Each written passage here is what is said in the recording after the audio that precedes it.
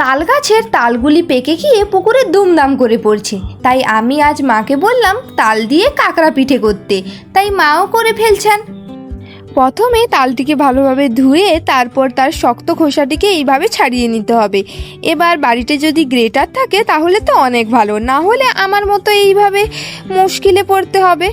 একটু সময় লাগবে, তবে অল্প জল দিয়ে এইভাবে তালটিকে চটকে ফেলতে হবে। আমি তালের শাঁস বের করছি, এদিকে মা একটি নারকেলও কুড়ে নিচ্ছেন।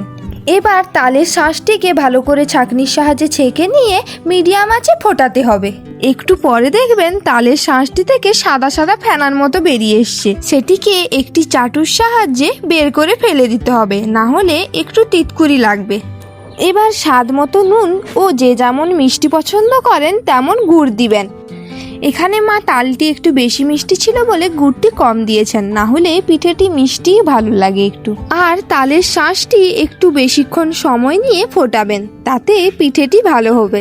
এইবারে কুড়ে রাখা নারকেলটি দিয়ে চালের গুঁড়িটি অল্প অল্প করে দিবেন আর ভালোভাবে মেশাতে থাকবেন, তাহলে সেদ্ধ হবে চালের গুঁড়িটি।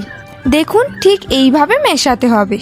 এই পিঠেটি বানানো এতটাও কষ্ট না, যদি ধৈর্য ধরে করেন তাহলে দেখবেন পিঠেটি হয়ে যাবে।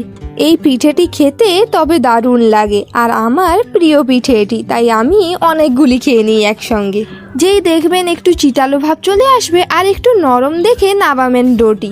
তারপর অল্প নিয়ে হাতে ভালোভাবে তেল বুলিয়ে ঠাসতে হবে 5 মিনিট মতো। এইবারে চাকতি ও বেলুনটিকে ভালোভাবে তেল বুলিয়ে দিবেন, তারপর অল্প নিয়ে বেলতে হবে। চারিদিকে যদি অসমান করে বেরিয়ে আসে তাহলে কোনো সমস্যা নেই, একটু সমানভাবে বেলতে হবে। পিঠেটি বানানোর এই সময় আমার সবথেকে পছন্দ, কারণ একটি গ্লাস নিয়ে সাইজ করে থপথপ করে কেটে ফেলতে হবে, তাহলেই হয়ে গেল। দেখুন কত সুন্দরভাবে হয়ে যাচ্ছে। চারিদিকে গোল গোল কেটে দিলে মাঝখানে দেখবেন একটি তারার মতো শেপ দেবে, ওটা ফেলে দেবেন না, ওটাও ভেজে দিবেন। এইভাবে সহজ পদ্ধতিতে গ্লাসে কেটে করে ফেলুন। এই পিঠেটি গ্লাসে কেটে করা হচ্ছে বলে আমি একে গ্লাসে কাটা পিঠে বলি, কিন্তু এর নাম কাঁকড়া পিঠে। এইবারে কড়াইতে একটু বেশি তেল দিবেন, তেলটি গরম হলেই একে একে পিঠেগুলি ওতে দিয়ে দিবেন। কিছুক্ষণ পর পিঠেগুলিকে খুন্তির সাহায্যে একটু ছাড়িয়ে নেবেন, আর দেখবেন কত সুন্দরভাবে পিঠেগুলি ফুলে উঠেছে। আর একটু এপিট ওপিট উল্টে নেবেন, তাহলেই হয়ে গেল। এইভাবে একে একে পিঠেগুলি করে ফেলুন। দেখলেন কত সহজভাবে কাঁকড়া পিঠেগুলি হয়ে গেল। এইভাবে তালের কাঁকড়া পিঠেটি আমার মামা বাড়িতে মামাদিদা করতেন। এটি একটি উড়িষ্যার পিঠে। কাঁকড়া পিঠেটি সাধারণত সুজি দিয়ে করা হয়, তবে এইভাবে চালের গুঁড়ো ও তাল দিয়ে করলে আরও খেতে ভালো লাগে।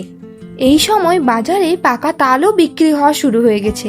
একবার অবশ্যই বাড়িতে বানাবেন এই পিঠেটি, আর জানাতে ভুলবেন না কেমন লাগলো। ভিডিওটি ভালো লাগলে অবশ্যই লাইক, শেয়ার, কমেন্ট আর সাবস্ক্রাইব করতে ভুলবেন না।